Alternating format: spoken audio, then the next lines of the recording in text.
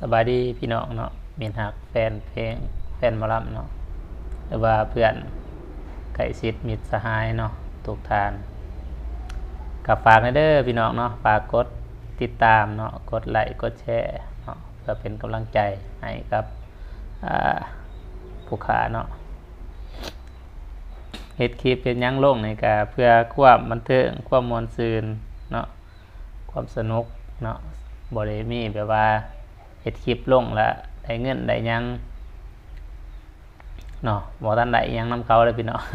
เฮ็ดม่วนเฮ็ดอันนั้นเห็นเพิ่นได้ก็อยากเฮ็ดนํเนาะแต่ว่า2บ่ทันได้ผ่านเนาะ Facebook ก็บ่ทันได้ผ่านการสร้างรายได้อีหยังมีแต่ว่าเฮ็ดไปเรื่อยๆพี่น้องเฮ็ดม่วนซื่อเฮฮะเนาะขอมุกขอบใจผู้ที่กดติดตามแล้วก็กดเป็นกำลังใจให้เนาะก็ผู้ที่มักเนาะก็ขอขอบใจเนาะผู้ที่บ่มักก็เลื่อนผ่านพี่น้องเนาะอยู่ไผอยู่มันบ่ว่ากันเนาะ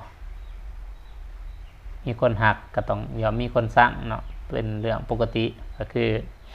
เป็นเรื่องธรรมดาเนาะมีคนมักแล้วก็มีคนบ่มักผู้ใดเพิ่นมักก็ขอขอบใจนำเพิ่นเนาะที่เขามากดติดตามแล้วก็ที่เขามาคอมเมนต์คำดีๆต่างๆก็ขอขอบใจมื้อนี้ก็เป็นมื้อที่4ที่5ที่ยังบ่ทันแล้วเวียกแล้วงานพี่น้องก็ไปให้คือเก่าเนาะมื้อนี้ก็กลับมาแต่ให้ก็โอ้ยยังเฮ็ดเลยมาลองแอบแต่งก่อนล่ำเบิ่งพี่น้อง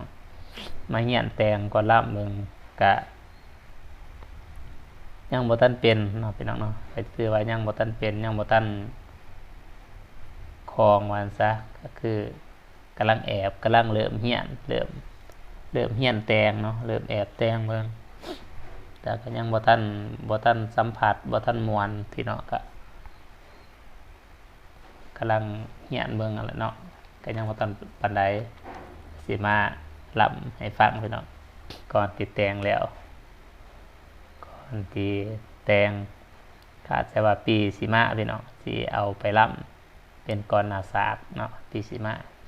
ปีกายนี่ก็เป็นก่อนเก่าเนาะก็ย่านพี่น้องเบื่อเนาะว่าโอ้ยปีกายมาลํเบิดปีก็มีแต่ก่อนนี่แหละว่าสิว่าเนาะปีกายนี่ก็มีอยู่3 4ก่อนเนาะแต่ว่าก่อนหน้าสากมีขอนแก่นก่อนนึงแล้วก็อุบล3เป็นก่อนหน้าสากเนาะปีนี้ก็เลยมาเริ่มแต่งใหม่กำลังได้ก่อนเดียวพี่เนาะ กำลังเริ่มแต่งได้ก่อนนึงเดี๋ยวคงว่าสิผ่านหรือบ่เนาะแต่ว่าก็สิเอาไปรับให้ทั้งครูบาอาจารย์หรือว่าไอ้น้องเฮาเนาะที่ว่าเป็นหมอลำฟังนำกันว่า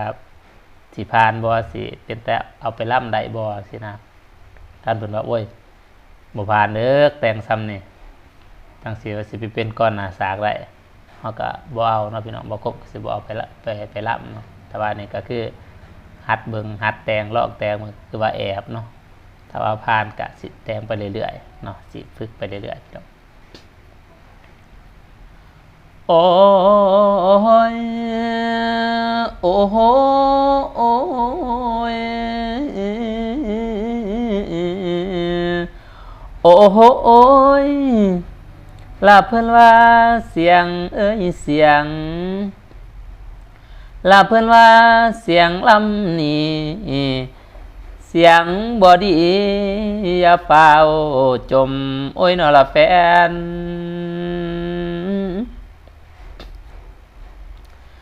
หรือปานนี้คมขอเว้าเป็นกับแฟนอยู่หน้าหาน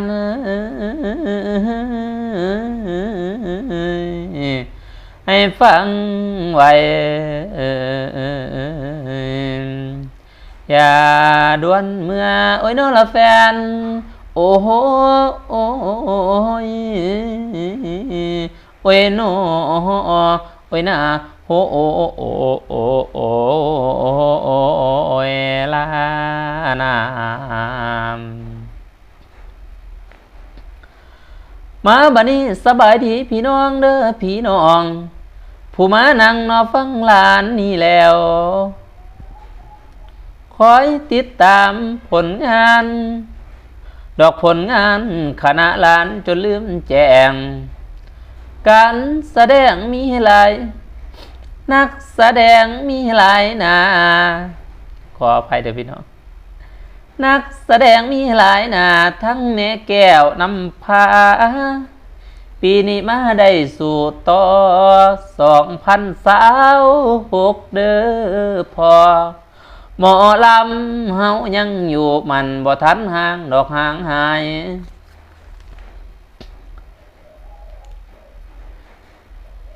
และมีคำผลนองและอายเนาะและอายยังสู่ต่อบ่ไปใส่นี่แล้ว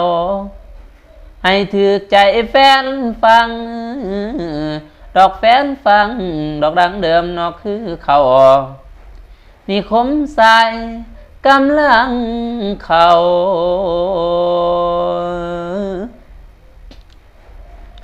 นี่คมสายกำลังเข้าปีที่2ลง9ต่อ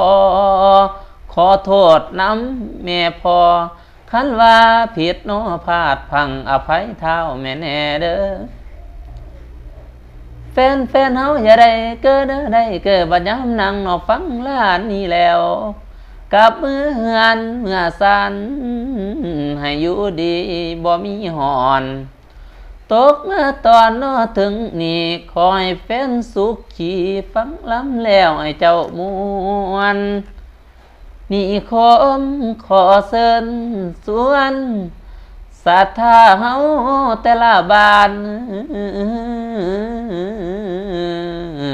มาฟังเรื่องนิทานน้อยใหญ่โอ้โหโอ้ยโอ้ยน้อโอ้ยนะโอ้โอ้โอ้โอ้โอ้ยลานามพี่น้องก็ถือว่าจบผ่านไปเนาะเป็นคอลัมน์ใหม่ที่ผู้ขาแต่งขึ้นมาเองเนาะก็มวนก็ขอโทษขออภัยเด้อเนาะผ่านบ่ผ่านก็ขอโทษขออภัยอีกเทื่อนึงเนาะขอขอบใจสบายดี